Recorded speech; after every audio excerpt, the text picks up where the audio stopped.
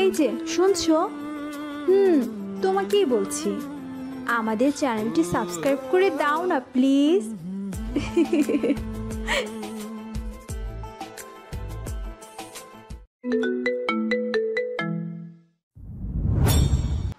ও এটা বলে আর 1 মিনিট দাঁড়ায়নি সে।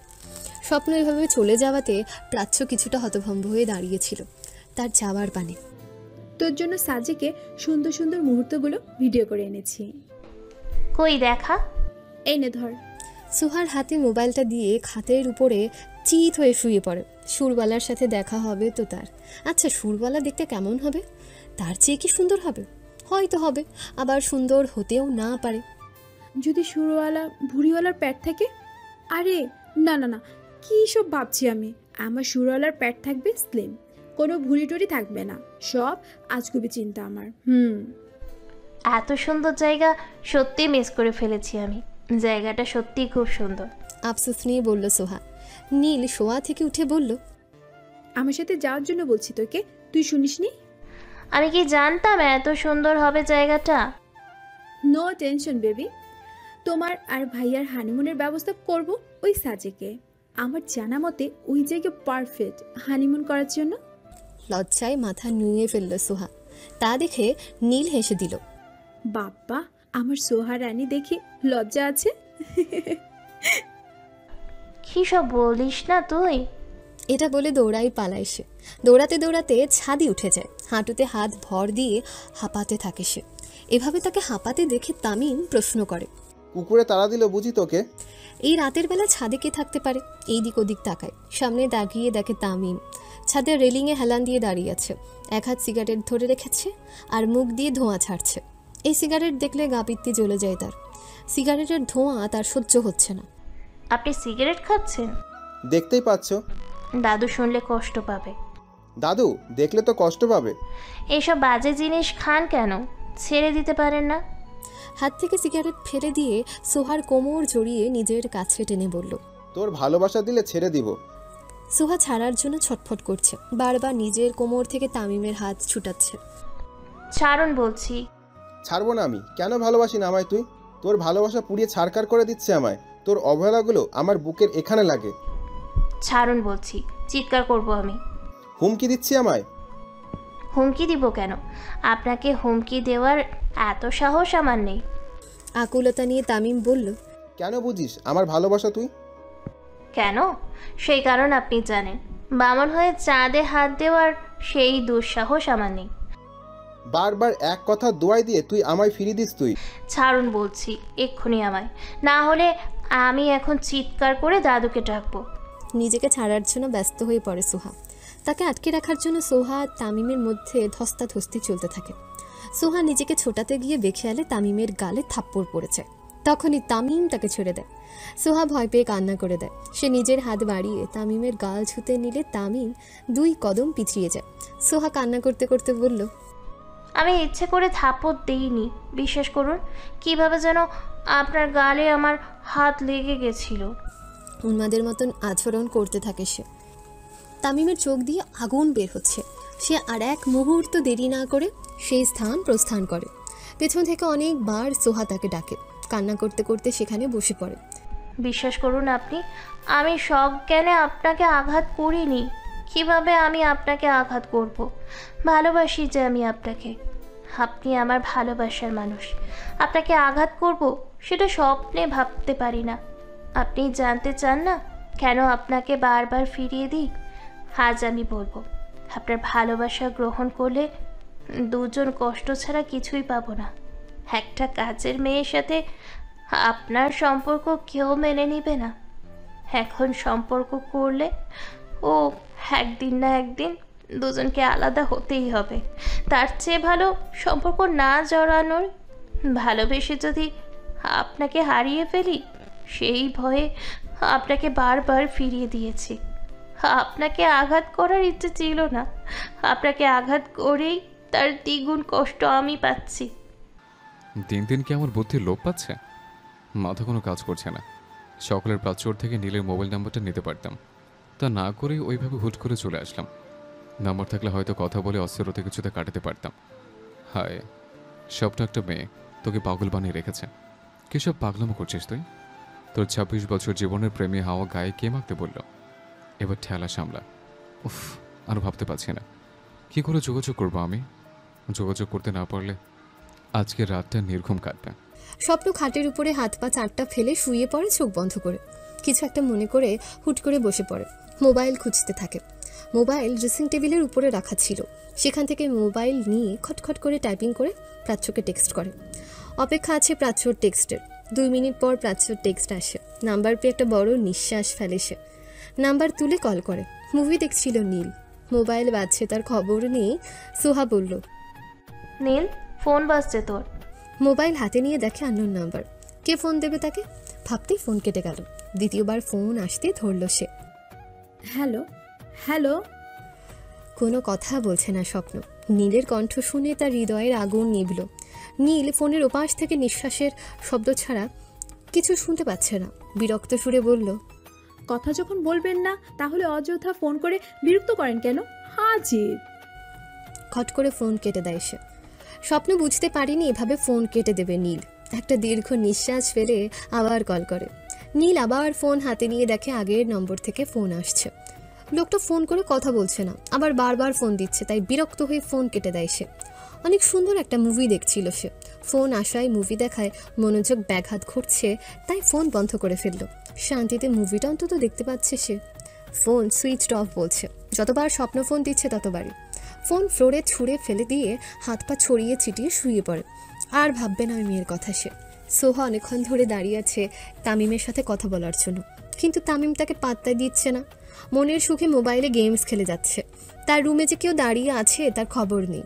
দাঁড়িয়ে থাকতে থাকতে পা ধরে আসছিল সোহার, তাই আর নীরব না থেকে মুখ খুলল। সরি। সোহা এবার তামিমের কাছে যেয়ে দাঁড়ায়। সাহস করে মোবাইল কেড়ে নিয়ে বলল, অনেকক্ষণ ধরে আপনাকে কিছু বলছি আমি। তামিম সোহার দিকে তাকায় একবার, আরেকবার তার হাতের মোবাইলের দিকে। সোহা ভয়ে ঢকিরে বলল, আম আম আপনি আপনার কথা শুনছেন না, তাই তো মোবাইল নিলাম। তামিম মোবাইল কেড়ে নিয়ে বলল, বের হ আমার রুম থেকে। ধমক শুনে ভয় পেয়ে যায় সে। আজ যতই ভয় পাক তামিমের রাগ না ভাঙিয়ে সেখান থেকে এক পা নড়বে না। সাহস জুগিয়ে বলল, যাব না আমি। তামিম কিছু না বলে সোহার বাহু ধরে টানতে টানতে রুমের দরজার বাহিরে দাঁড় করিয়ে দরজা আটকাতে নিলে সোহা 2 হাতে বাধা দেয়। প্লিজ আমার কথাটা শুনুন, একবার আমার কথাটা শুনুন। হাত সরিয়ে দুম করে দরজা আটকে দেয়। দরজার আঘাত করে সোহা বলল, দরজা খুলুন, আপনার সাথে আমার কথা আছে। দরজা খুলুন। দরজা যতক্ষণ পর্যন্ত খুলবেন না ততক্ষণ পর্যন্ত আমি এক পা নড়বো না। প্লিজ দরজা খুলুন। কান্না করতে করতে দরজার সাথে ঘেঁষে বসে পড়ে। আমি নড়বো না এখান থেকে। দেখব কতক্ষণ পর্যন্ত দরজা আটকিয়ে বসে থাকেন আপনি। রাত 2টা বাজে। তখন নীল পানি খেয়ে উপরে আসতে নিলে সোহাকে তামিমের রুমের দরজার সামনে বসে থাকতে দেখে এগিয়ে বলল, এই সোহা, তুই কি সজাগ আছিস নাকি ঘুমে? সোহা চোখ পিটপিট করে তাকায়। মাত্রই চোখ লেগে এসেছিল। কি? এখানে ভাইয়া রুমের সামনে পড়ে ঘুমাচ্ছে কেন? এতক্ষণ মনে পড়ল সে দরজার সামনে বসে ঘুমিয়ে পড়েছে। বাড়ির অন্য কোনো সদস্য দেখলে কি যে হতো। আমতামতা করে বলল, আমি। তাকে বলতে না দিয়ে নীল রসিকতা করে বলল, হায় কি প্রেম! প্রেমিকের রুমের সামনে বসে প্রেমিকা তাকে পাহারা দিচ্ছে। কত কি দেখতে হবে। সোহা উঠে দাঁড়ায়। তুই যা ভাবছিস তা নয়, ঘুম আসছিল না তাই বের হলাম। আমি ছোট্ট খুকি নই, আপনি যা বুঝতেবেন তাই বুঝবো। নীল, থাম। আচ্ছা, তোর ঘুম আসছে না?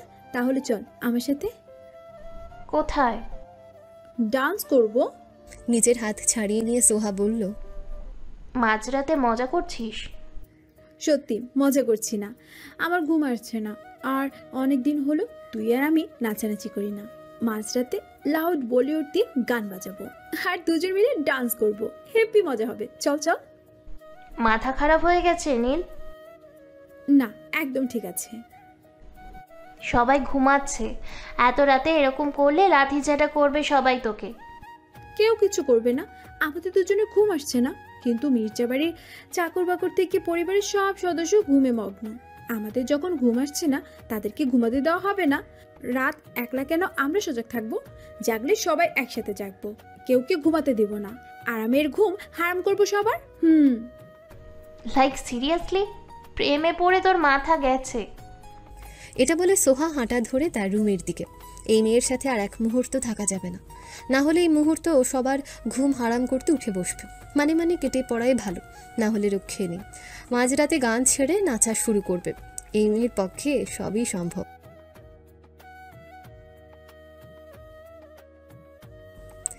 ধূসর বলল। তার সাথে তাল মিলিয়ে তৃণ বলল, আমি আগে বুঝেছি স্বপ্ন এবার নীলের প্রেমে মার্ডার হবে। হ, তুই না জানলে কে জানবে আমায় বল। ফোড়ন কেটে প্রাচ্য বলল। রোদ বলল, আমাদের তৃণ হলো প্রেম বিষয়ক পিএইচডি প্রাপ্ত। তৃণ গর্ব করে বলল, ঠিক বলছিস রোদ, এতদিনে আজকে একটা রাইট কথা বললি দোস্ত, তার জন্য তোকে অসংখ্য ধন্যবাদ। আর হ্যাঁ, তোদের যদি প্রেম বিষয়ে কোনো পরামর্শ লাগে আমার সাথে যোগাযোগ করবি। তোদের এই পিএইচডি প্রাপ্ত বন্ধু থাকতে নো চিন্তা। তার কথা শুনে প্রাচ্য ভিংচি কাটল। তৃণ বলল, শোন প্রাচ্য, তোকে আমি স্পেশালভাবে প্রেম বিষয়ে পরামর্শ দেব। আজ থেকে আমায় সময় দিবি, তুই পুরো পাকা প্রেমিকা বানিয়ে ছাড়ব। প্রাচ্য দুহাত জোর করে পড়ল। ক্ষমা করেন আমায়, আমার প্রেমিকা হওয়ার কোনো দরকার নেই। আরে ভয় পাচ্ছিস কেন তুই? তার আগে তৃণকে কেউ এসে জড়িয়ে ধরে। হঠাৎ করে এরকম হওয়াতে তৃণর সাথে সবাই হতভম্ব। আই মিস ইউ তৃণ বেবি, তুমি জানো আমি তোমাকে কত মিস করেছি। এই কথা শুনে তৃণ বুঝতে পারল তাকে জড়িয়ে থাকা ব্যক্তিটি হলো টিনা। টিনার এই ন্যাকামি দেখে গা পিত্তি জ্বলে যাচ্ছে প্রাচ্যর, সহ্য হচ্ছে না তার। তৃণ প্রাচ্যর দিকে তাকিয়ে দেখে রাগে ফুঁসছে সে, যে কোনো সময় বোম ব্লাস্ট হতে পারে। টিনাকে নিয়ে আর ঝামেলা চায় না, এবার নিজের মনের কথা প্রাচ্যকে বলে দেওয়ার সময় হয়ে এসেছে। হুট করে টিনা তাকে ছেড়ে দিয়ে তার গালে কিস করে বসে সবার সামনে। তৃণ ভাবতে পারেনি টিনা এমন কিছু করবে। তৃণ ভয়ে ঢোকিয়েছে, প্রাচ্য এটা কী ভেবে নেবে। ভয়ে তাকাতে প্রাচ্যর দিকে, প্রাচ্যর চোখ দিয়ে যেন আগুন বের হচ্ছে। প্রাচ্য এগিয়ে এসে টিনার বাহু ধরে তার দিকে ঘুরিয়ে ঠাস ঠাস করে চড় মারে। প্রাচ্য এমন কিছু করবে ভাবতে পারেনি তার বন্ধুরা। তৃণ এগিয়ে এসে বলল, এই কি করছিস তুই? প্রাচ্য কান্না করতে করতে বলল, খুব ভালো লাগে তোর এসব, তাই না? প্রাচ্য, আমি চুপ, একদম চুপ, কোনো কথা বলবি না তুই আমার সাথে। কান্না করতে করতে সেখান থেকে প্রস্থান করে। তার পেছন পেছন স্বপ্ন ছুটে যায় প্রাচ্যকে আটকানোর জন্য। রোদ আর ধূসর ছুটে যায়। টিনা, আমি তোমার কাছে প্রাচ্যরে ক্ষমা চাচ্ছি। I am really sorry. তৃণ এটা বলে চলে যায়। টিনার আগে ফুসতে ফুসতে বলল, তুমি এই টিনার গায়ে হাত তুলেছ, তার পরিণাম তোমাকে ভোগ করতেই হবে। ভালোবাসো না তুমি তৃণকে? একটা শয়তানি হাসি দেয় সে। তৃণ স্বপ্নর কাঁধে হাত দিয়ে বলল, প্রাচ্য কোথায়? ধূসর বলল, আটকাতে পারলি না তোরা? রাগে নিজের চুল ছিঁড়তে মন যাচ্ছে। বাম হাত দিয়ে চুল মুঠ করে ডান হাতে ফোন নিয়ে প্রাচ্যকে ফোন দিচ্ছে। বারবার কেটে দিচ্ছে প্রাচ্য, এবার ফোন বন্ধ বলছে। তৃণ রাগ করে মোবাইল সেখানে আছড়ে ভেঙে ফেলে। তৃণর কাঁধে স্বপ্ন হাত রেখে বলল, চিন্তা করিস না, প্রাচ্য রাগ কমে গেলে ও নিজে তোকে ফোন করবে। প্রাচ্যদের বাসার নিচে দাঁড়িয়ে আছে, বারান্দার দিকে বারবার তাকাচ্ছে একবার যদি প্রাচ্যর দেখা পায়। 2 ঘন্টা যাবৎ দাঁড়িয়ে আছে, খবর নেই। আসার সময় মার্কেট থেকে নতুন মোবাইল, নতুন সিম কিনে প্রাচ্যকে ফোন করে। রিং হয়ে হওয়ার সাথে সাথে ফোন তুলে প্রাচ্য। সে বলল, হ্যালো হ্যালো, তোর ফোন ধরছি না বলে নতুন সিম কিনে আমায় ফোন দিচ্ছিস? কোন সাহসে তুই আমাকে ফোন দিচ্ছিস? প্লিজ প্রাচ্য, ফোন কাটিস না। তোর সাথে আমার কোনো কথা নেই। প্রাচ্য ফোন কেটেও দেয়। তৃণ মোবাইলের দিকে তাকিয়ে একটা দীর্ঘশ্বাস ফেলে। প্রাচ্যকে ফোন করে বোঝানো যাবে না, যা বোঝাতে হবে সামনাসামনি। পাইপ দিয়ে প্রাচ্যর বারান্দায় আসে। সে জানে না প্রাচ্য এখন তাকে দেখে কিভাবে রিয়্যাক্ট করবে। আর সমুদ্র যদি জানতে পারে তার বন্ধু মাঝরাতে পাইপ দিয়ে তার বোনের কাছে এসেছে, তাহলে কি ভাববে সমুদ্র? খুব জোরে বলল প্রাচ্য। তৃণ তাড়াতাড়ি প্রাচ্যর কাছে এসে তার মুখে হাত দিয়ে চেপে ধরে। চুপ কর, এত জোরে চিৎকার দিচ্ছিস কেন? আমি তৃণ, ভূত নয়। প্রাচ্য ফোপাতে থাকে। তার ফোপাতে দেখে তৃণ হাত সরিয়ে বলল, সরি। প্রাচ্য জোরে জোরে নিঃশ্বাস নিচ্ছে, দম যেন আটকে আসছিল। রাগী চোখে তৃণর দিকে তাকায়। তুই আমার রুমে কোন সাহসে এসেছিস? বেরো। প্লিজ আমার কথা শোন। বের হবি? না। আমি কিন্তু এখন সমুদ্র ভাইয়াকে ডেকে আনবো তার বন্ধুর কর্মকৃতি দেখানোর জন্য। যাকে ঢেকে আন, আমি বলবো তুই আমায় ঢেকে এনেছিস। এটা বলে ধপাস করে শুয়ে পড়ে। প্রাচ্যর রাগ সপ্তম আকাশে। এই ছেলেকে একটু সহ্য হচ্ছে না তার। এই ওঠ আমার বিছানা থেকে, ওঠ। এই বিছানা তো আমার একদিন হবে, আজ থেকে না হয় শোয়া ধরলাম। তোর মতো নোংরা মানুষ এই জীবনে দেখিনি। নোংরা মানুষ দেখোস নাই? তাহলে আমায় দেখে দুই নয়ন ভরে নেই। ছি। এটা বলে চলে যেতে নিলেই তৃণ হাত ধরে হেঁচকা টান দিয়ে তার বুকের উপরে প্রাচ্যকে ফেলে। তার এক হাত প্রাচ্যর কোমর জড়িয়ে ধরে, আরেক হাত প্রাচ্যর মাথার নিচের দিকে প্রাচ্যর মুখ তার উপরে ধরে। প্রাচ্য ছোটার জন্য অনেক চেষ্টা করে, তা দেখে তৃণ বলল, যেতে যেন না পারিস তার জন্য এভাবে আঁকড়ে ধরেছি, তারপর এমন ছটফট করছিস কেন? ছাড় বলছি। এমন করছিস কেন? একটু দেখে না তোকে। আমি দেখতে যাবে কেন? তুই দেখবি নাকি? সর বলছি। এখানে আমার দোষ কোথায় প্রাচ্য? টিনা নিজেই আমায় কিস করেছে, আমি তার করে নাই। ও তোকে কেন কিস করবে? ওর এত স্পর্ধা হতো না যদি তুই টিনাকে প্রশ্রয় না দিতি। আমি কোথায় প্রশ্রয় দিয়েছি? ও হুট করে এরকম কিছু করবে আমি ভাবতে পারিনি। এতে আমার দোষ কোথায়? তুই প্রশ্রয় দিসনি? না। তুই প্রশ্রয় দিয়েছিস বলেই তো তোকে হুট করে কিস করতে পেরেছে। ওখানে তুই বাদে স্বপ্ন আর ধূসরও ছিল, তাদেরকে কেন করেনি? Answer me. তৃণ চুপ করে আছে। সে কি বলবে? বলার কিছু রেখেছে? প্রাচ্যকে জ্বালানোর জন্য টিনার সাথে ফ্লার্টিং করতো, আর এভাবে টিনা এমন কিছু করবে ভাবতে পারেনি। এভাবে তৃণকে চুপ থাকতে দেখে রাগ উঠে যায় প্রাচ্যর। যে ছুটে চলে যেতে নিলে তৃণ আর শক্ত করে আঁকড়ে ধরে। শান্ত হ, এত হাইপার হচ্ছিস কেন? কিস করেছে তার বদলে থাপড় মেরেছিস তো শরবত হয়ে গেছে, তাহলে কেন রাগ করছিস? তোর গার্লফ্রেন্ডকে থাপ্পড় মেরেছে বলে গায়ে লাগছে, তাই না? গায়ে লাগবে কেন? তুই না মারলে আমি মেরে দিতাম। গায়ে পড়া মেয়ে, নেকামিতে ভরপুর। হায়, এই শুনি আমি। তৃণ শেখ তার স্মার্ট। তার সুন্দরী প্রেমিকাকে বলেছে গায়ে পড়া ন্যাকামো ভরপুর। ব্যাপার কি? ব্যাপার কিছু একটা আছে। হাসে সে, তার সাথে হেসে দেয় প্রাচ্য। ছাড় না প্লিজ, অস্থির লাগছে। কি? তৃণ কোনো কিছু না বলে উল্টো ঘুরিয়ে প্রাচ্যকে তার নিচে ফেলে দেয়। প্রাচ্যর বুকে মাথা পেতে হৃৎস্পন্দন শুনে। কি করছিস? মাথা তুলে প্রাচ্যর ঠোঁটে তর্জনী আঙ্গুলে রেখে হুশ বলল। আবার সে আগের স্থানে ফিরে যায়। প্রাচ্যর মধ্যে অস্থিরতা বেড়ে যায়। আজ পর্যন্ত কোনো পুরুষ এত কাছে আসেনি তার। হার্টবিট মিস হয়েছে, বড় বড় করে নিঃশ্বাস ফেলছে। তৃণ নিঃশ্বাস তার গলায় ঘাড়ে উপচে পড়ছে, বিছানার চাদর খামচে ধরে। এভাবে অনেকক্ষণ ধরে প্রাচ্যর বুকে কান পেতে রয়েছে। বুকের হৃৎস্পন্দন বলছে ভালোবাসি। প্রাচ্যর ফোনে টিং টাং আওয়াজ আসে। ঘাড় ঘুরিয়ে দেখে হোয়াটসঅ্যাপে মেসেজ এসেছে। মোবাইলের স্ক্রিনে টিনা নাম ভেসে উঠছে। মোবাইলে হাতে নিয়ে একবার তৃণর দিকে তাকায়, এখন ওইভাবে জাপটে ধরে আছে। তা দেখে মুচকি হাসে প্রাচ্য। আবার মোবাইলে আসা মেসেজ আওয়াজে মোবাইলের দিকে নজর দেয়। টিনা তাকে মেসেজ করেছে। কেন করেছে? টিনা এমন কিছু পাঠাবে প্রাচ্য ভাবতে পারেনি। টিনা কিছু ছবি সেন্ড করেছে। ছবিগুলোতে টিনা আর তৃণ অন্তরঙ্গ অবস্থায়। তা দেখে কয়েক ফোঁটা চোখের জল গড়িয়ে পড়ছে। তৃণর দিকে তাকায় সে মনে করছে তৃণ আর যাই করুক এমন কিছু করতেই পারবে না। তার বিশ্বাস ছিল। এভাবে ভেঙে দিল, আর এখন ভালোবাসা দেখাচ্ছে। ছি, কি করে টিনার সাথে? আর কিছু ভাবার আগেই তৃণকে ধাক্কা দিয়ে ফেলে দেয় বুকের উপর থেকে। প্রাচ্যর এহেম কাণ্ডে তৃণ হতভম্ব হয়। হঠাৎ কি হয়েছে প্রাচ্য এমন করছে? প্রাচ্যর দিকে তাকিয়ে দেখে তার চোখে জল। হ্যাঁ, প্রাচ্যর চোখে জল। কিন্তু কেন কাঁদছে প্রাচ্য? সে তো এমন কিছু করেনি যার জন্য প্রাচ্য কাঁদবে। তার মানে কি প্রাচ্যর বুকে মাথা রেখেছি বলে কান্না করছে? তৃণ উঠে যেয়ে প্রাচ্যের গাল ছুতে নিলে প্রাচ্য চেঁচিয়ে ওঠে। ছবি নামাই তোর নোংরা হাতে স্পর্শ করবি না আমায়, পাপ হবে আমার। কি বলছে প্রাচ্য? তৃণর মাথায় কিছু ঢুকছে না। খুব শান্ত গলায় বলল, কি হয়েছে প্রাচ্য তোর? তৃণ শার্টের কলার চেপে ধরে চেঁচিয়ে বলল, কি হয়েছে জানতে চাস? এই দেখ। এটা বলে মোবাইলের পিকগুলো দেখায়। তৃণ একবার প্রাচ্যর দিকে তাকায়, আবার ছবিগুলোর দিকে। প্রাচ্যর হাত থেকে মোবাইল নিয়ে ভালো করে দেখে বলল, বিশ্বাস কর প্রাচ্য, এই ছেলেটা আমি না। মিথ্যেবাদী জানোয়ার, একটা কথা বলবি না, বেরো। বিশ্বাস কর। কি বিশ্বাস করবো?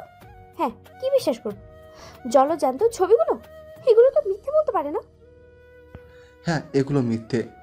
আমার আর টিনের মধ্যে এমন কোনো সম্পর্ক ছিল না যে আমি ওর সাথে অন্তরঙ্গ হব। ও রিয়েলি? তোদের মধ্যে কোনো সম্পর্ক ছিল না? তাচ্ছিল্য হেসে বলল প্রাচ্য। প্রাচ্যর গালে আলতোভাবে হাত ছুঁয়ে বলল, ছিল না। ওর সাথে থাকবে কি করে? আমার এই মন প্রাণ জুড়ে তুই ছিলি। ভালো যে আমি তোকেই ভালোবাসি। স্বাভাবিক পরিস্থিতিতে যদি তৃণ এই কথা প্রাচ্যকে বলতো তাহলে এক্ষুনি প্রাচ্য তৃণর বুকে ঝাঁপিয়ে পড়তো।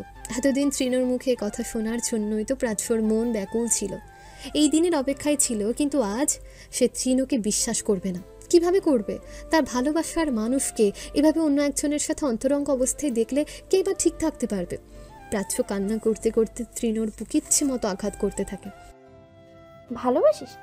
ভালোবাসার নমুনা দেখতে পাচ্ছি আমি। তোর মনে হয় টিনের সাথে আমি এমন করব? কেন মনে হবে না? আমি যদি জোর করে কিস করতে পারিস তাহলে টিনার সাথে এমন করতেই পারবি। ঠাস করে একটা ছড় মারে প্রাচ্যর গালে তৃণ। দেওয়ালের সাথে লাগিয়ে প্রাচ্যর গলা টিপে ধরে বলল, এত সাহস হয় কোথায় থেকে তোর এই টিনের সাথে নিজেকে তুলনা করার? তুই জানিস আমার কাছে কত দামি তুই? এই বাজে মেয়ের সাথে নিজের তুলনা করছিস? গলা ছেড়ে দেয় সে। আর একটু হলে নিঃশ্বাস বন্ধ হয়ে যেত। জোরে জোরে হাঁপাতে থাকে। তৃণ প্রাচ্যকে জড়িয়ে ধরে। প্রাচ্য পেরেই উঠছে না। তৃণ বলল, তোকে ভালোবাসি বলে নিজের স্ব ইচ্ছায় কিস করেছি। আর রইল টিনা। টিনের সাথে আমার এমন কোনো সম্পর্ক ছিল না যার জন্য ওকে আমি কিস করব। আর এইসব সবচেয়ে বড় কথা, টিনা জানতো আমি তোকে ভালোবাসি।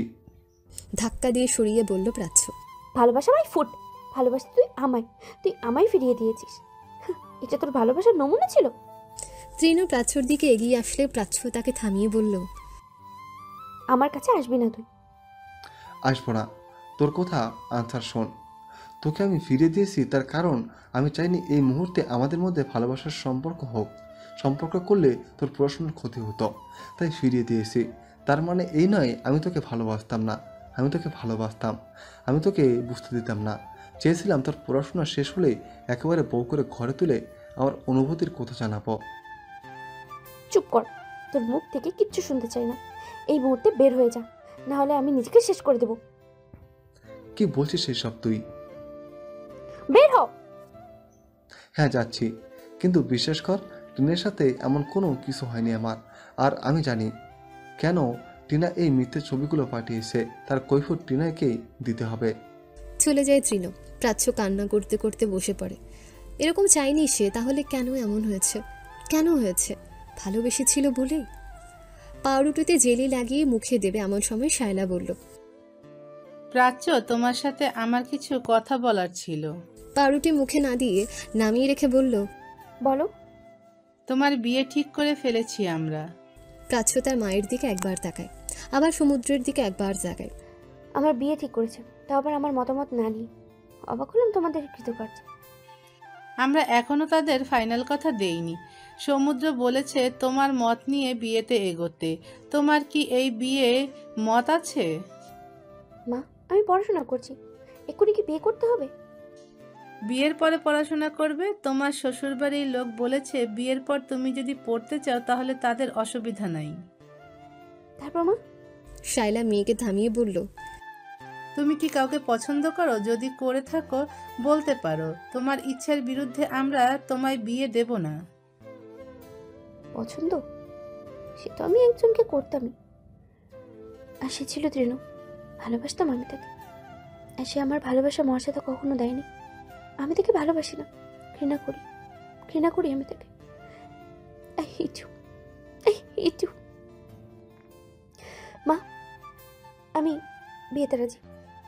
এটা বলে টেবিল ছেড়ে চলে যায়। রুমে গিয়ে খাটের উপর উবু হয়ে শুয়ে বালিশ জড়িয়ে কান্না করতে থাকে। সে এমন চায়নি। সে চেয়েছে লাল টুকটুকে শাড়ি পরে তৃণর বউ হবে। কত শত স্বপ্ন দেখেছে তৃণকে নিয়ে। ছোট একটা সংসার হবে। সেই স্বপ্নের সংসারে ভালোবাসার আনাচে কানাচে ভরপুর থাকবে। এক নিমিষে সব স্বপ্ন ভেঙে গেছে তার। কেন করেছে তৃণ তার সাথে এমন? কেন? বালিশ ফেলে দিয়ে দৌড়ে বাথরুমে ঢুকে পড়ে। পানি ছেড়ে দিয়ে হামাও করে কান্না করতে থাকে। চিৎকার করে কান্না করতে পারছিল না বলে বুক ফেটে যাচ্ছিল তার। এখন একটু শান্তিতে বুক ফাটিয়ে কান্না করতে পারবে। অনেকক্ষণ কান্না করবে। তারপর নিজের চোখের জল মুছে নিজেকে বুঝ দেয় সে আর কান্না করবে না। কার জন্য কান্না করবে? যে তাকে কোনো দিন ভালোবাসেনি, তার ভালোবাসা কোনো মর্যাদা দেয়নি। প্রাচ্যকে ছেলেপক্ষ দেখতে এসে আংটি পরিয়ে দিয়েছে। 15 দিন পরে বিয়েটা তাদের গ্রামের বাড়িতে হবে, সেজন্য তারা আজকে বিকেলে সবাই গ্রামের বাড়ি চলে যাবে। প্রাচ্য তার বন্ধুদের সবাইকে এক জায়গায় ডেকেছে দেখা করার জন্য। সবাই পার্কে বসে আছে প্রাচ্যর জন্য। সবাই বুঝতে পারছে না প্রাচ্যর হঠাৎই জরুরি তলবে ডাকছে কেন। শ্রীনর মাথা কিছু ঢুকছে না। প্রাচ্য কি করতে চাইছে? কালকে কত বুঝিয়েছে, তারপরও প্রাচ্য কিছুতেই মানতে রাজি নয়। হাতের নখ দাঁত দিয়ে অন্যমনস্ক হয়ে কাটছে আর নানা চিন্তা মাথায় ঘুরপাক খাচ্ছে। ট্রিনো, তোর এই বদ অভ্যাস আর গেল না, দাঁত দিয়ে নখ কাটা। রোদ বলল। তৃণ নিজের দিকে তাকিয়ে দেখে সত্যি সে দাঁত দিয়ে নখ কাটছে। টেনশনে পড়লে সে সবসময় এরকম করে। হাত ছড়িয়ে বলল, প্রাচ্য কেন ডেকেছে কিছু জানোস তোরা? না, বাট কেন জানি মনে হচ্ছে কিছু একটা ঘটাবে প্রাচ্য। তুই যে প্রাচ্যকে ভালোবাসিস, আগে যদি এই কথা প্রাচ্যকে বলে দিতে তাহলে আজ এই পরিস্থিতি হতো না।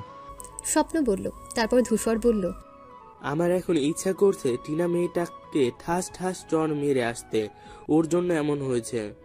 রোজ সন্দেহের দৃষ্টি মেলে বলল, ট্রিনো যদি এমন কিছু না করে তাহলে খামোখা টিনা এরকম ছবি পাঠাবে কেন? তার কি লাভ? তুই কি বলতে চাস রোদ? যা বলতে চেয়েছি তুই বুঝতে পারছিস। এই টিনার সাথে ছেলেটা যে তুই সেটা স্পষ্ট বোঝা যাচ্ছে। তারপর তুই বলছিস ওই ছেলে তুই নয়। এত বছরে আমায় এ চিনলি? আসলে আমি। ধূসর বলল, তোকে গাধি বলি যে এমনি এমনি বলি না।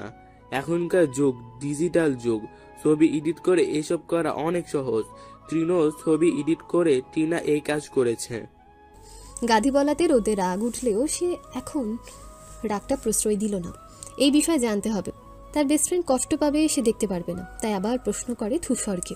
মানলাম টিনা এই ছবিগুলো এডিট করেছে, সে কেন ট্রিনো ছবি এডিট করতে গেল? তার জন্য কি অন্য কোনো ছেলে ছিল না? আর এডিট করে প্রাচ্যকে কেন এই ছবিগুলো পাঠাতে হলো বল আমায় তোরা। এই বিষয়ে সত্যি তারা কিছু ভাবেনি। এসব করে টিনার কি লাভ হবে? স্বপ্ন বলল, ধূসর, তুই না আমায় একদিন বলেছিস ট্রিনোকে টিনা পছন্দ করে আর প্রেমে প্রস্তাবও দিয়েছিল। ট্রিনো তাকে ফিরিয়ে দেয় আর প্রাচ্যের কথা বলে দেয়। এবার আমি বুঝতে পারছি টিনা এমন কিছু কেন করেছে। সবাই একসাথে বলে ওঠে, কেন করেছে? টিনা পছন্দ করতো ট্রিনোকে, ট্রিনো তাকে প্রাচ্য কথা বলে। টিনাকে প্রত্যাখ্যান করে ট্রিনো। সে এটা হয়তো মানতে পারেনি। প্রাচ্য যেদিন টিনাকে চর মেরেছে সেদিনই কিন্তু টিনার প্রাচ্যকে পিকগুলো পাঠিয়েছে। তার মানে কি দাঁড়ায়? প্রাচ্যর জন্য ট্রিনোকে সে বাঁচছিল না, আর এইভাবে সবার সামনে চর মারতেই প্রাচ্যর থেকে প্রতিশোধ নেওয়ার জন্য এমন করেছে, যাতে প্রাচ্য এমন ছবি দেখে ট্রিনোকে ঘৃণা করে। আমার মনে হয় তার মূল উদ্দেশ্য ছিল তার ভালোবাসা প্রত্যাখ্যান করে ট্রিনো প্রাচ্যকে ভালোবাসে। তাই ট্রিনো আর প্রাচ্যের মধ্যে ঝামেলা সৃষ্টি করে দুজন থেকে প্রতিশোধ নিতে চেয়েছে। ধূসর বলল, আই এম রাইট। এই মেয়েকে পাই তারপর মজা দেখাবো। এই রোড টিনা ভাসিতে আসছে আজকে। না, অনেক দিন হয়েছে আসে না। টিনা পালিয়েছে। ও বুঝে গেছে আমাদের সামনে পড়লে নিজেকে আর রক্ষা করতে পারবে না, তাই পালিয়েছে। এই ট্রিনো, টিনার বাসার ঠিকানা আছে তোর কাছে? ট্রিনো রাগেই চোখে তাকায় ধূসরের দিকে। ধূসর বলল, আরে এভাবে তাকাস কেন? তুই যেটা ভাবছিস সেটা বলি নাই। তাহলে কি বলতে চেয়েছিস? ওর বাসার ঠিকানা থাকলে ওর বাসায় যেয়ে পিটিয়ে আসতাম, তাই জিজ্ঞেস করেছি। না, নেই। তোরা সবাই একটু প্রাচ্যকে বুঝে বললেই হবে। টিনাকে পরে দেখে নিয়ে যাবে। এই দেখ প্রাচ্য আসছে। রোদের দৃষ্টি অনুসরণ করে সবাই সেদিকে তাকায়। রোদ বলল, তোরা একটু প্রাচ্যর হাতের দিকে তাকাতো।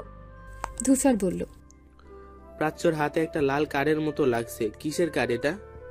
স্বপ্ন বলল, প্রাচ্য আসলে বুঝতে পারবি এটা কিসের কার্ড। এখন চুপ কর তোরা। প্রাচ্য এসে তাদের সামনে দাঁড়ায়। তার বন্ধুদের দৃষ্টি তার হাতে রাখা কার্ডের দিকে। তা দেখে মুচকি হেসে বলল, কেমন আছিস তোরা সবাই?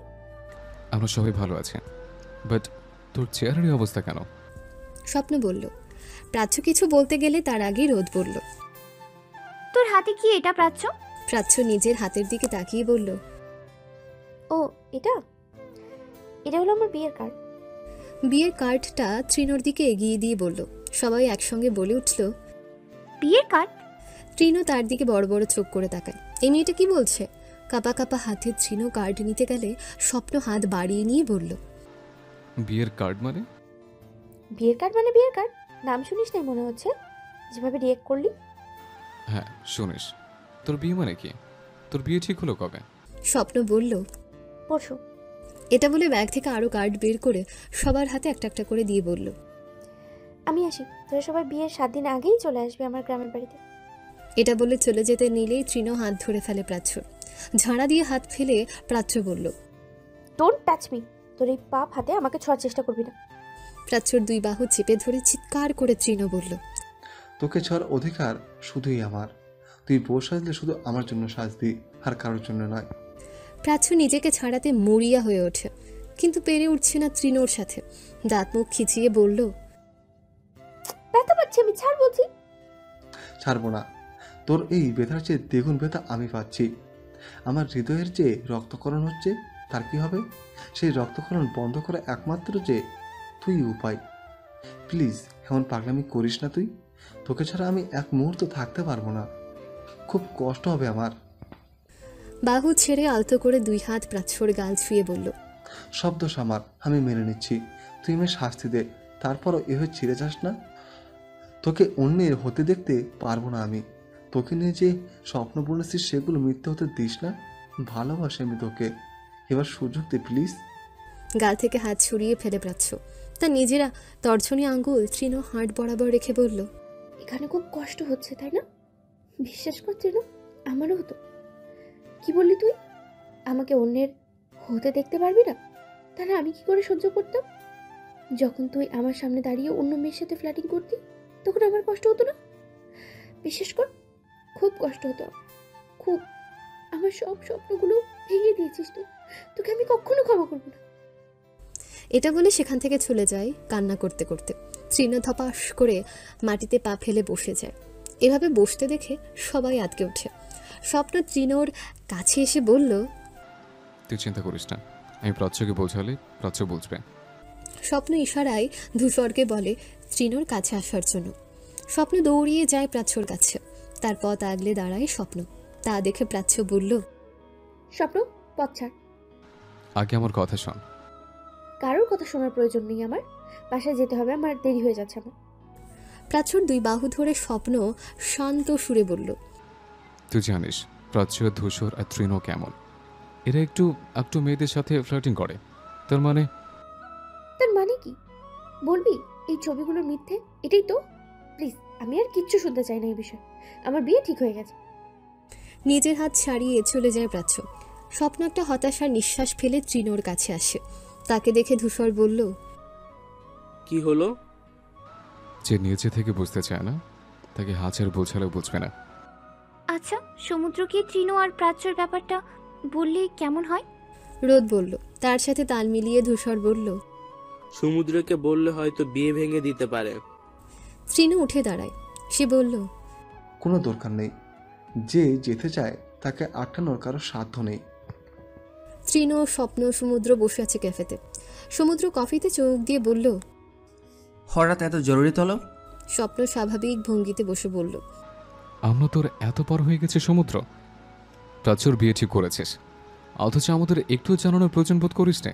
সমুদ্র কিছু বলতে যাবে তার আগে স্বপ্ন বলে ওঠে, ও ভুলে গেলাম আমি, তোদের ফ্যামিলির ব্যাপার, তাই আমাদের কেন জানাবি? স্বপ্নর কথায় কিছুটা রাগ ছিল, কিছুটা অভিমান ছিল। সমুদ্র বলল, কী সব বলছিস এসব? তোদেরকে জানাবো না তো কাকে জানাবো? দেখতে পাচ্ছি জানানোর নমুনা। প্লিজ রাগ করিস না ভাই, আগে আমার কথা শোন, তারপর না হয় রাগ করিস।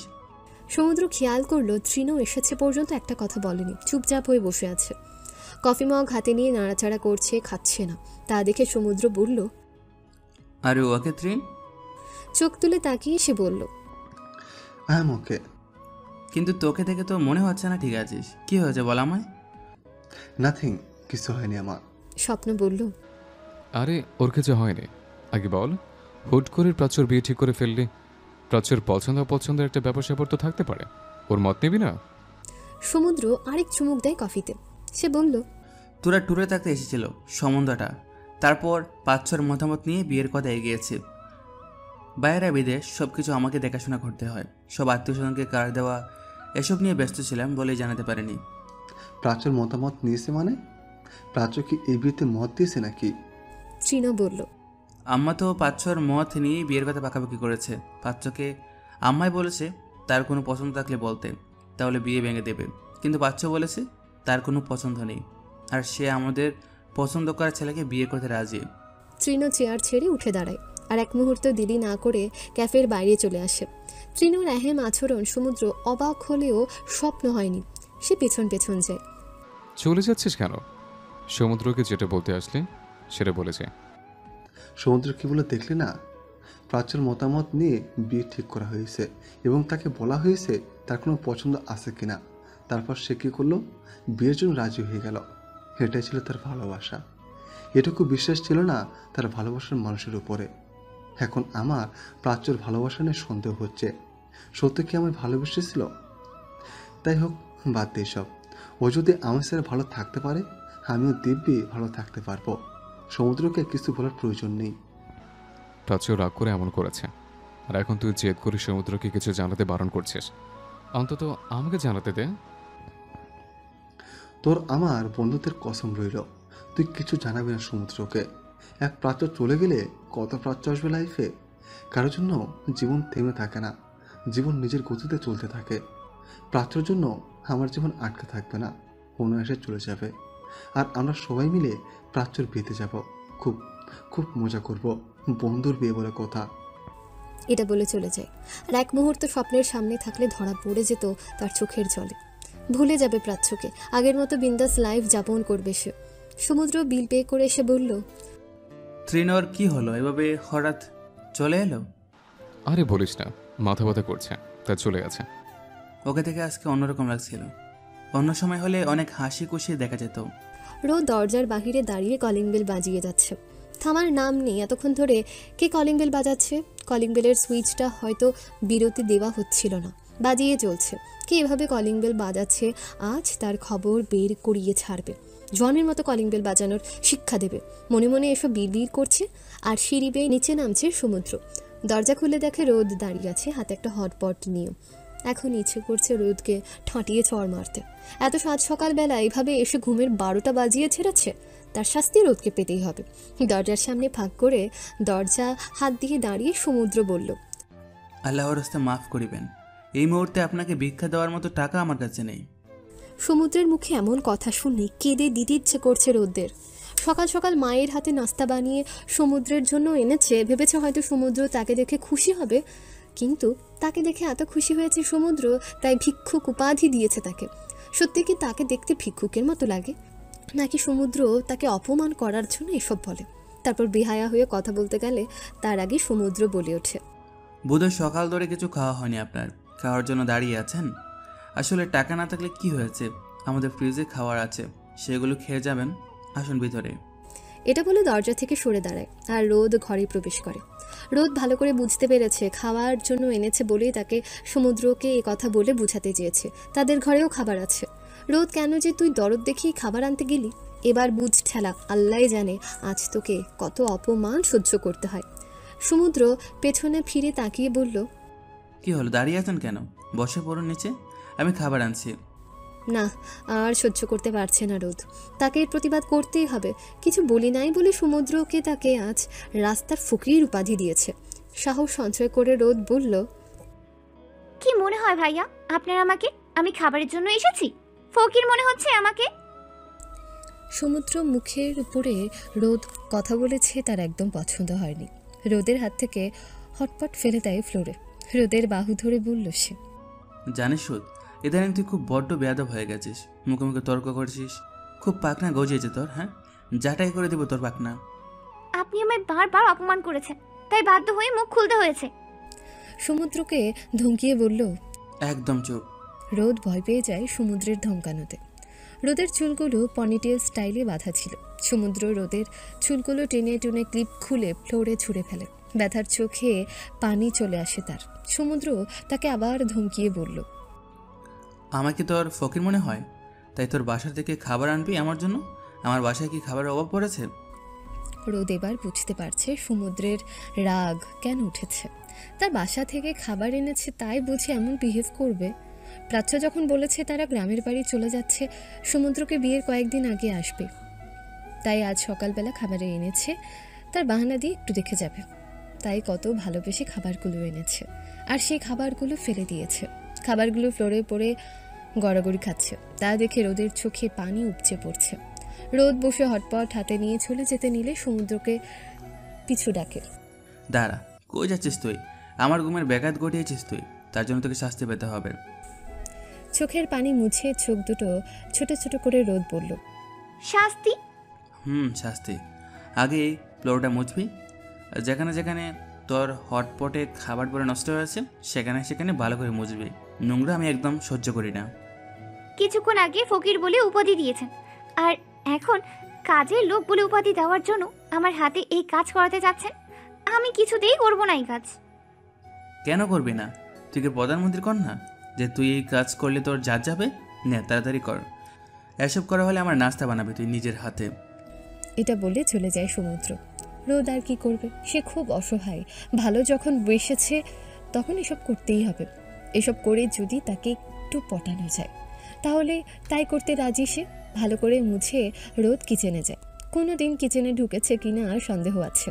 গ্যাস স্টোভ চালায় কি করে সেটা জানে না। কোথায় কি আছে খুঁজতে খুঁজতে সে হয়রান হয়ে যায়। উপরে তাক থেকে একটা বয়াম নামিয়ে হাত দিয়ে দেখে এটা আটার বয়াম। সেটা উপরে রেখে আরেকটা নেয় হাতে। চিনি না কি লবণ সেটা দেখার জন্য এক চিমটে মুখে দিয়ে থু করে ফেলে দেয়। সেটা চিনি ছিল না, লবণ ছিল। এটা রাখতে গেলে হাতের ধাক্কা খেয়ে আটার বয়ামের মুখ না লাগিয়ে তখন রেখে দিয়েছে। তাই বয়ামের সবগুলো আটা তার মাথায়। সমুদ্র পড়ে যে মনে পড়ে রোদকে বলেনি কি খাবে সে। তাই নিচে এসে রোদের এই অবস্থা দেখে হাসতে থাকে। সোফায় পড়ে হেসে লুটোপুটি খাচ্ছে। প্রথমে পলকহীন তাকিয়ে হাসি দেখতে থাকে রোদ, তারপর মেজাজ বিগড়ে তার। সমুদ্রের জন্য তার এই আটায় মাখামাখি অবস্থায় পড়েছে আর সে হাসছে। তাই আটার বয়াম থেকে এক মুঠো আটা নিয়ে সমুদ্রের মাথায় ছড়িয়ে দেয়। তা দেখে সমুদ্র বলল, what the hell are you? এটা বলে চুলের উপরে ছড়িয়ে থাকা আটাগুলো ঝাড়তে থাকে। রোদ এবার তার মুখে মাখিয়ে দেয়। সমুদ্র কড়া চোখে তাকায়। তা দেখে রোদ বলল, আমাকে এইভাবে দেখে খুব হাসি পাচ্ছিল, তাই আপনাকে আটা মেখে ভূত বানিয়ে দিলাম। এবার হাসেন বেশি বেশি করে। সমুদ্র এবার রোদের কাঁধে হাত দিয়ে টপস ছিঁড়ে ফেলে। রোদ এমন কিছুর জন্য মোটেও প্রস্তুত ছিল না। সঙ্গে সঙ্গে পেছন ঘুরে যায়। অনেক রাতে শায়লা আর প্রাচ্য মির্জা বাড়িতে পৌঁছায়। তাই রাতে রোকেয়া, সোহান আর সোহাগী সাথে তাদের দেখায়। খাবার টেবিলে প্রাচ্য দাদুকে দেখে অভিমান করে বলল, কদম ফুল পেয়ে এবার এই শিউলি ফুলকে ভুলে গেলে? এবার ঢাকায় যাওয়ার প্রয়োজন বোধ করো নাই। কে বলেছে আমি আমার বড় বউ শিউলি ফুলকে ভুলে গেলাম? আগে বড় বউ এই বংশে এসে খুশির জ্বরে হাসি দিয়েছে, তাকে কি হলা যায়? তাকে তো বেশি বেশি ভালোবাসা চাই। নীল বলল, দেখলে সবাই বুড়ো কিভাবে বড় বউ পেয়ে গোল পাল্টে দিল। এতদিন কদম কদম করতো, আর এখন আমার কোনো প্রয়োজনই নেই। এই জুটে আমার আর দাদুর ভালোবাসার উপরে নজর দিবি না। দাদু এতদিন তোকে ভালোবেসেছে, কিচ্ছু বলিনি। এখন দাদু শুধু আমার শিউলি ফুলকে ভালোবাসবে। আমাদের মাঝে তুই নট এলাও। নীল ভেঙচি কেটে খেতে বসে যায়। সবাই মিলে অনেক কথাবার্তা বলে। রোকেয়া প্রাচ্যকে নিজের হাতে খাইয়ে দেয়। তা দেখে নীল বলল, প্রাচ্য আপুকে দেখে কেউ আমার উপরে নজরই দিচ্ছে না। ও আমি ভুলেই গেলাম, আমি তো পুরাতন হয়ে গেলাম। রোকেয়া বলল, হিংসে করে লাভ নেই, নিজের হাতে খেয়ে নাও। কতদিন পর আমার প্রাচ্য মা এ বাড়িতে এসেছে, কতদিন তাকে খাইয়ে দিই না। তোকে রোজ খাইয়ে দিই। এখন যতদিন প্রাচ্য এই বাড়ি থাকবে ততদিন আমি নিজের হাতে খাইয়ে দেবো প্রাচ্য মাকে। নীল কাদো কাদো হয়ে বলল, আমি পর হয়ে গেছি। মজা করে কান্না করতে থাকে। শায়লা বেগম খাবার প্লেট নিয়ে উঠে যায়। আমার মেয়েকে আমি খাইয়ে দেবো, হা কর নীলমা। নীল নিজের মুখে খাবার তুলে নিয়ে শায়লা বেগমকে জড়িয়ে ধরে বলল, প্রাচ্য আপু তোমাকে আমার মা খাইয়ে দিবে, আর তোমার মা আমাকে খাইয়ে দিবে, কি মজা। সোহাগের টেবিলের এক কোণে দাঁড়িয়ে তাদেরকে দেখছে। আজ তার মেয়ে নাই বলে এভাবে খাইয়ে দিতে পারছে না সে। না হলে আজকে তার মেয়েকে সবাই প্রাচ্য আর নীলের মতো আদর করত। এভাবে সেও খাইয়ে দিত। রোকেয়া বেগম তাকায় সোহাগের দিকে। তিনি সোহাগের মলিন মুখ দেখে বুঝে গেছে কেন মন খারাপ। তিনি সোহাগী বেগমের কাছে যেয়ে বলল, নীল আর প্রাচ্য কি আমাদের মেয়ে নাকি? ওরা হলো এই বাড়ির মেয়ে, ওদের মা আমরা 3 যা। রোকেয়ার কথা শেষ হওয়ার আগেই প্রাচ্য আর নীল সোহাগীকে জড়িয়ে ধরে ছোট মা বলে। সোহাগী খুশিতে চোখে পানি চলে আসে। দুজন বলে উঠল, ছোট মা, তোমার 2টা মেয়ে থাকতে তোমার মন খারাপ কেন? আর কখনো কাঁদবে না বলে দিলাম। দুজনের পিঠে হাত বুলিয়ে বলল, আর কাঁদবো না। নীল খাবার প্লেট এনে বলল, তাড়াতাড়ি আমাদের দুজনকে খাইয়ে দাও তো। চোখের পানি মুছে তাদের খাইয়ে দেয়। তামিম সিঁড়ি দিয়ে নামতে নামতে বলল, বাহ, মেয়েদের সবাই খাইয়ে দিচ্ছে, তাহলে আমি বাদ যাচ্ছি কেন? আমারে খাইয়ে দিতে হবে। প্রাচ্য আর নীল বলে উঠল, এখানে ছেলেদেরকে অ্যালাউ করা হয় না, এখন মেয়েরা তাদের মেয়েদের খাইয়ে দিচ্ছে। তামিম আর কি করবে, সে শায়লার সাথে কুশল বিনিময় করে খেতে বসে। সলোমন মির্জা আজ অনেক খুশি। আজ তার পরিবারের সবাই একত্র হয়েছে। বাড়িতে যেন প্রাণ এসেছে। সবাই মিলে মিশে থাকে, পরিবারের সুখ সমৃদ্ধি যেন উপচে পড়ে। সবাইকে খুশি দেখে তার চোখে পানি চলে আসে। কূপের মতো নাবিটা যখন সবাইকে দেখেই বেরিয়ে আসতে পারলি তখন কোনো সমস্যা হয়নি। এখন সামান্য টপ সিরে ফেলছি বলে পিছন ঘুরে যে নেকামি করছিস। রোদ তার পেটের দিকে তাকিয়ে দেখে সত্যিই তার নাভিটা দেখা যাচ্ছে। টপ উপরে উঠে গেছে। কখন হলো এমন? হয়তো কাজ করতে করতে কখন উঠে গেছে। কিন্তু সমুদ্র এটা কি বলছে? সে নাভি দেখিয়ে বেরিয়েছে সবাইকে, মানে কি? পেছন মুখ করে দাঁড়িয়ে রোদ বলল, মুখে যা আসছে তাই বলে যাচ্ছেন, কিছু বলছি না দেখি। তার আগে সমুদ্র একটানে তার দিকে ফিরায় রোদকে। রোদ লজ্জায় দুহাত বুকের উপরে জড়ো করে। সমুদ্র তাকে ভালোভাবে পর্যবেক্ষণ করে বলল, হাত সরা। সমুদ্রের কথায় রোদ মুখ তুলে তাকায়। সমুদ্র কি করতে চাইছে তার মাথায় আসছে না। সমুদ্র ধমকিয়ে বলল, হাত দিয়ে কি বোঝাতে চাইছিস? আমি তোর জামা কাপড় ছিঁড়ে ফেলছি, তোর সর্বনাশ করছি? বিয়াদব ছেলে, ছেঁড়ার বাকি কি রাখলি? ইচ্ছে করছে তোকে আঁচড়ে ভর্তা বানিয়ে খেয়ে ফেলতে, কিন্তু আফসোস কিচ্ছু করতে পারবো না। মনে মনে বলল রোদ। এভাবে সঙ্গের মতো দাঁড়িয়ে থেকে বিড়বিড় না করে তাড়াতাড়ি ফ্রেশ হতে যা। রোদ খুব অসহায়দের মতো করে বলল, আমি কি পরবো ফ্রেশ হয়ে? যেভাবে অসহায়দের মতন বলছিস, আমি তো ভাবলাম এক কাপড়ে সারা জীবন পার করছিস তুই। আর হ্যাঁ, এক কাপড়ে সারা বছর না কাটালে কি হয়েছে? হ্যাঁ। রোদ তাকিয়ে আছে সমুদ্রের মুখের কথাটা শোনার জন্য। সমুদ্র উপর নিচ রোদকে ভালো করে তাকিয়ে পরখ করে বলল, ছেঁড়া কাপড় তালি তোলা কাপড় আজীবন পরে কাটাস? রোদ এটাই আশা করেছিল। তাকে অপমান করে কথা না বলে সমুদ্রের পেটের ভাত হজম হয় না, সেটা সে খুব হাড়ে হাড়ে জানে। সে আর কিছু না বলে উপরে চলে যায়। সমুদ্র তাকে বলল, মায়ের শাড়ি আছে আলমারিতে, সেখান থেকে একটা পরে নে। আমি ফ্রেশ হয়ে এসে যেন তোকে নিচে দেখি। শাড়ি? সে তো শাড়ি পরতে জানে না। একবার শুধু শাড়ি পরেছে, তাও মা পরিয়ে দিয়েছে। এখন কি হবে? কে শাড়ি পরিয়ে দেবে? সমুদ্র ফ্রেশ হয়ে এসে কিচেনে যায়। সেখানে রোদকে দেখতে না পেয়ে মাই রুমে যায়। রুমে ঢুকে বলল, এখন হয়নি তোর? এটা বলে তাকায় সে। রোদ 2 হাত দিয়ে কুচি করার চেষ্টা করছে। বুকের উপরে শাড়ির আঁচল রাখা, সাদা ধবধবে পেট দেখা যাচ্ছে। চুল থেকে টপ টপ করে পানি পড়ছে। রোদ কুচি করা বাদ দিয়ে হা করে সমুদ্রকে দেখছে। সাদা টি শার্ট, কালো প্যান্ট, যা এক কথায় অসাধারণ লাগছে সমুদ্রের। ভেজা চুলগুলো কপালে লেপটে আছে, গালে খোঁচা খোঁচা দাড়ি। এভাবে তাকে কেউ দেখলে প্রেমে পড়তে বাধ্য হবে। রোদের খুব ইচ্ছা করছে মানুষটার এই খোঁচা খোঁচা দাড়িগুলো আলতো করে ছুঁয়ে দিতে। ইস, মানুষটা তো সুন্দর না হলে পারতো। এখন যে আরও একবার তার প্রেমে পড়ে গেছে সে। এই মানুষটাকে পাওয়ার জন্য যদি 1000 বার বকা অপমান তাকে সহ্য করতে হয়, তাহলে সে করবে। মানুষটাকে সে চায়ই চায়। এভাবে হা করে আছিস কেন? মুখে মশা ঢুকে যাবে তো। সমুদ্রের কথায় তার ধ্যান ভাঙে। কপাল মুখ কুচকে সে মনে মনে বলল, এই মানুষকে নিয়ে একটু কল্পনার জগতে ভাসছিলাম, আর সে কি না এরকম কথা বলে মুড নষ্ট করে দিল। এভাবে পেট দেখিয়ে কি বোঝাতে চাস তুই? রোদ এমন কথা শুনে সে ভাবতে থাকে, সমুদ্র ভাইয়া তাকে কি মিন করে কথা বলেছে। এই সমুদ্র ভাইয়া সব কথা কিছু না কিছু মিন করে তাকে বলবে। হাবলার মতো প্রশ্ন করল সে, কি বোঝাতে চাইছেন আপনি? বারবার যে পেট বের করে আমার দৃষ্টি আকর্ষণ করাতে চাস, সেটা আমি ভালো করে বুঝে গেছি। এসব করে কোনো লাভ নেই রোদ পাখি। তুমি কি জানো রোদ পাখি, তোমার এই সস্তা জিনিসের প্রতি ইন্টারেস্টিং নেই এই সমুদ্রের। সমুদ্রে যেটাতে ইন্টারেস্টিং থাকে সেটা না পেলে জোর করে নিতে জানি, কিন্তু আমি না ফ্রি কোনো কিছু নিয়ে মজা পাই না। সমুদ্রের এমন কথা শুনে কান্না করতে ইচ্ছে করছে রোদের। সে কি ইচ্ছে করে এমন করেছে নাকি? সমুদ্র ভাইয়া তো নক না করে চলে এসেছে। নাক টানতে টানতে বলল, একটা মেয়ে মানুষ একটা রুমে থাকলে সেখানে আসতে হলে অন্তত নক করে আসা লাগে। সেটা বোধহয় আপনি জানেন না সমুদ্র ভাইয়া। বাড়িটা যখন আমার, যেখানে সেখানে যেতে পারবো। আমি একবারও বলিনি বাড়িটা আমার। আমি জানি বাড়িটা আপনার, সেখানে যেখানে সেখানে যেতে পারবেন, কিন্তু কারো রুমে ঢুকতে হলেই নক করে নেওয়া উচিত। তোর থেকে এখন আমার শিখতে হবে এসব। আর কি বললি, আমি নক করে আসি না কেন?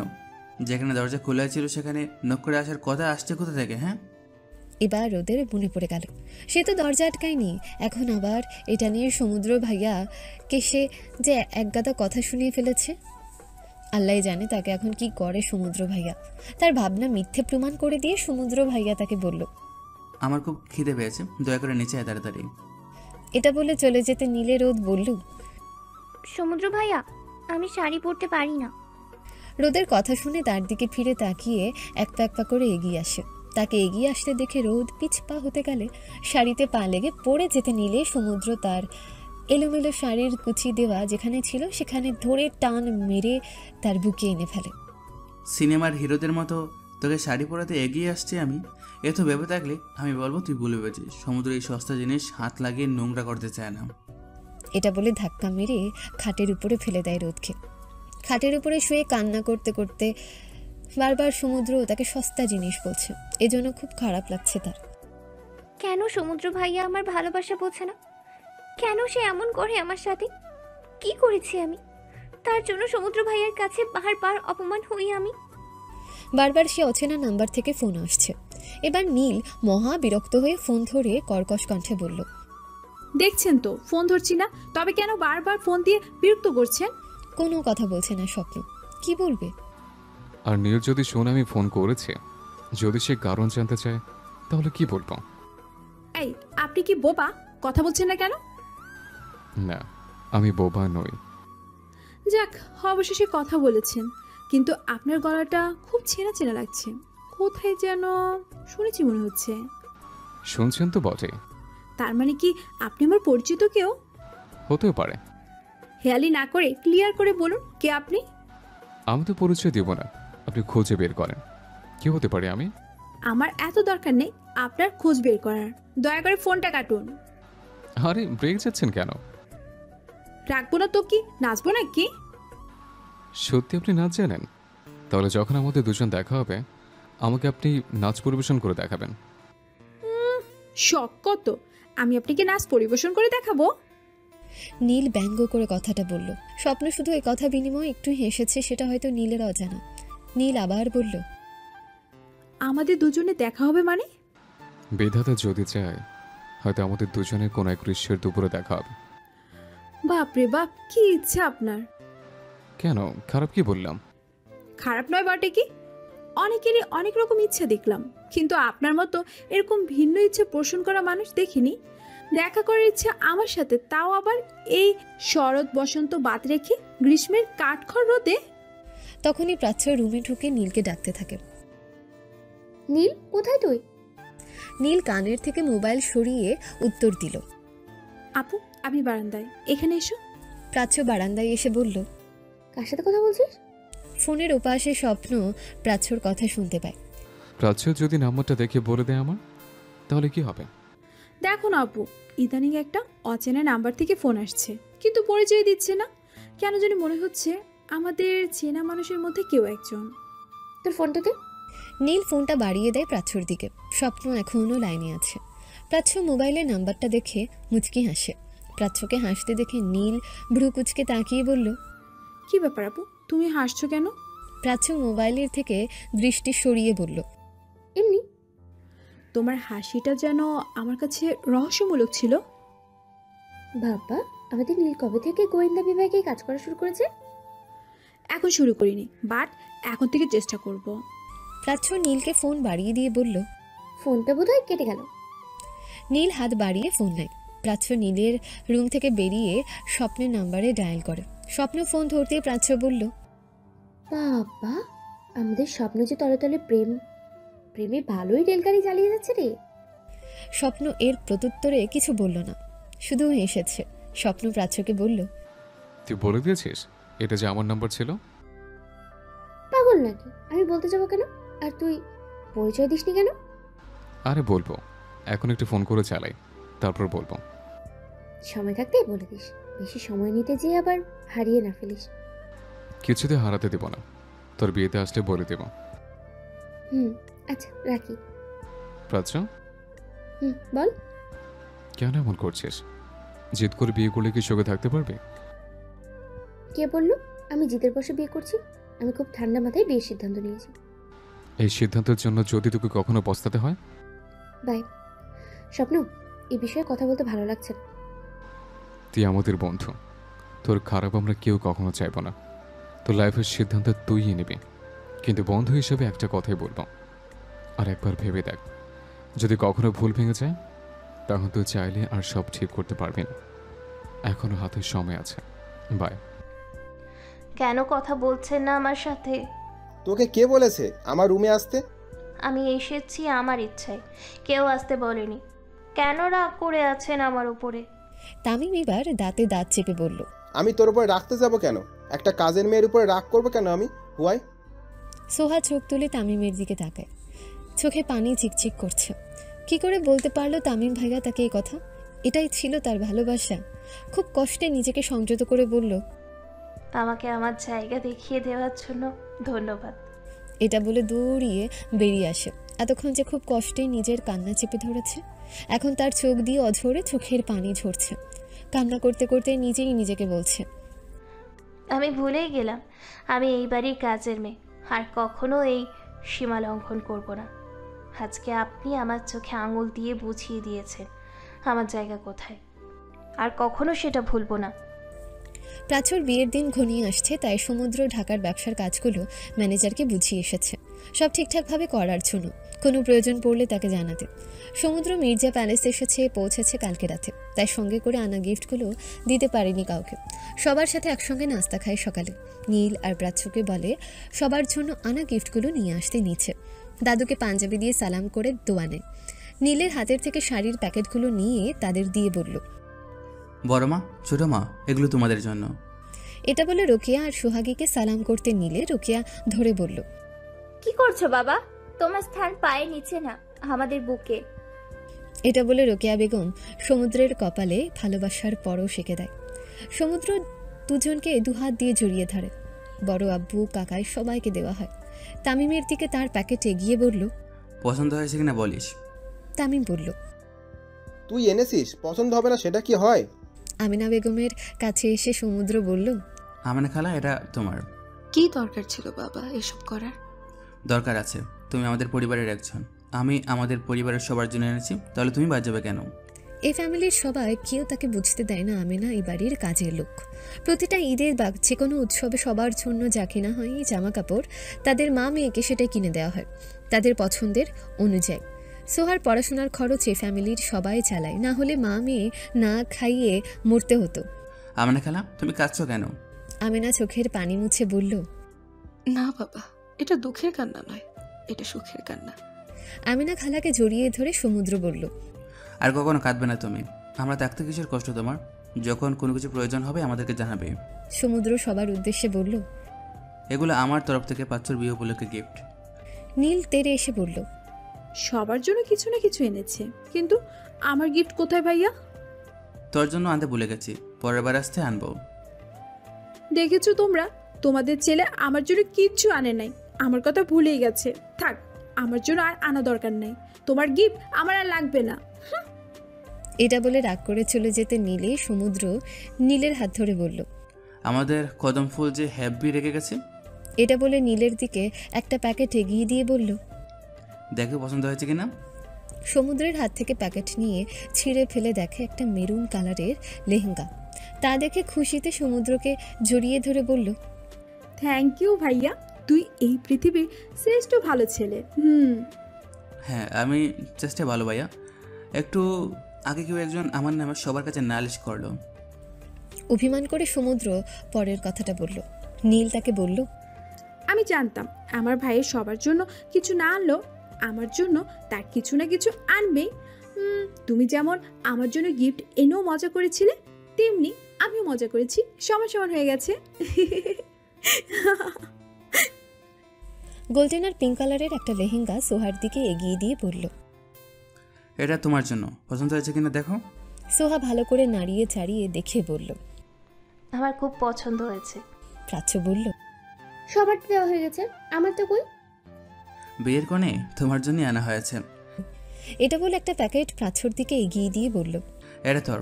প্রাচ্য খুলে দেখে কাঁচা হলুদ রঙের একটা শাড়ি। সমুদ্র বলল, শাড়ি এনেছি তোর গায়ে হলুদের জন্য, পছন্দ না হলে ফেরত দিয়ে আসবো।